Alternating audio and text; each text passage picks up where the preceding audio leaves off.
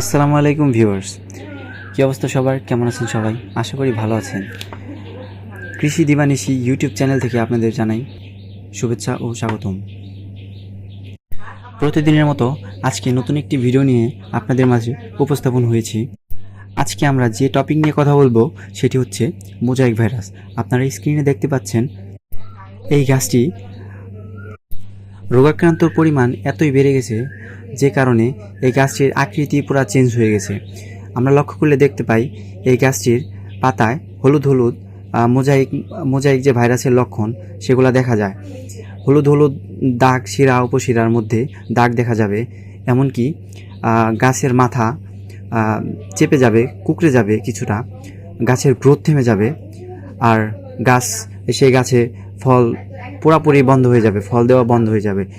আমরা দেখতে পাচ্ছি এটা একটি পুরুষ গাছ, তো ফল কম বেশি দিবে, কিন্তু এই রোগে আক্রান্ত হলে ফলের আশা ছেড়েই দিতে হবে।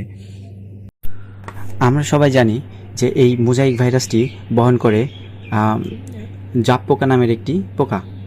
তো জাপ পোকাকে দমন করতে হলে আমাদের কীটনাশক ইউজ করতে হবে সপ্তাহে 2 বার। যদি খুব বেশি আক্রান্ত হয় তাহলে সপ্তাহে 2 স্প্রে করা লাগবে।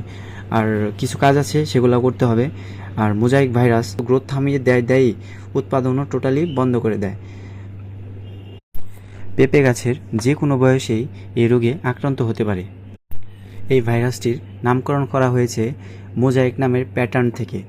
অনেক সময় মোজাইক প্যাটার্নের মতো দেখতে হয় বলে এই ভাইরাসটির নামকরণ করা হয়েছে মোজাইক ভাইরাস। আর এই ভাইরাসের প্রতিকার হলো 1 নম্বর প্রতিকার হচ্ছে ক্ষেত থেকে আক্রান্ত গাছ তুলে ফেলতে হবে। 2 নম্বর প্রতিকার হচ্ছে ভাইরাস মুক্ত বীজ বা চারা ব্যবহার করা। আর 3 নম্বর হচ্ছে জাপ পোকা ও সাদামাছি রোগ বাহক করে এমন কীটনাশক 1 মিলি হারে প্রতি লিটারে স্প্রে করতে হবে। তারপরেও যদি কাজ না হয় তাহলে গাছটি কেটে ফেলতে হবে। এই ছিল আজকের মতো। দেখা হবে পরবর্তী কোনো ভিডিওতে। আসসালামু আলাইকুম।